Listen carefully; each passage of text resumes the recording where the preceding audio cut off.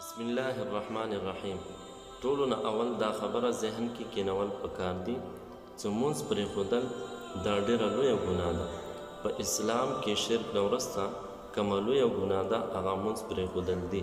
تر دې پورې امام احمد بن حنبل رحمه الله په نسبتي کوم سړی چې مونځ پرېږدي د سره دا سړی کافر شي. اگر چې د جمهور علماو د جمهور امامانو دا مذهب نه ده، د جمهور علماو په نسبتي مونځ پرېښودو سره سړی کافر کیږي نه، خو لیکن دا د کفر والعمل ده، کفر ته سړی نږدې شي. نبی علیه صلات وسلام فرمایي من ترک الصلاة فقد کفر، چا چې مونځ پرېښودو د کفر والعمل وکړو. په اسلام کې د شرک نه وروسته مونځ پرېښودو ته د کفر والعمل ویلی شوي دي. دې وجې نه کوم خلک هغو نه مونځ پاتې کیږي، هغو ته د ځان اصلاح پکار ده.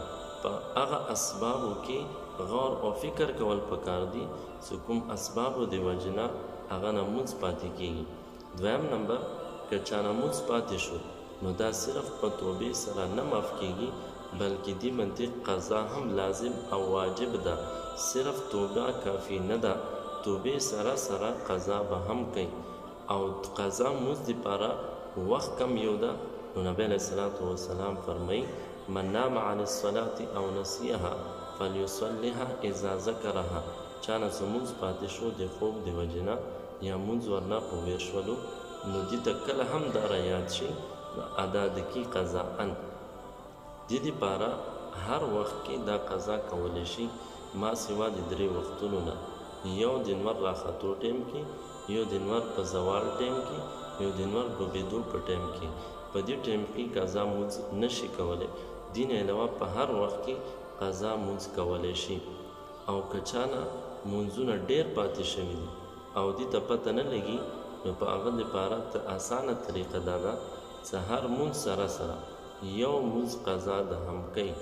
لکه سهار مونځ ده، سهار سره ده یو مونځ قضا وکړي او په نیت کې د دا ووایي چې کم اولنۍ ورځې سهار مونځ نه مانه پاتې شوه ده، ماسپښین اولنی کوم ماسپښین مونځ مانه پاتې شوه ده، نو په نیت کې د داسې وایي.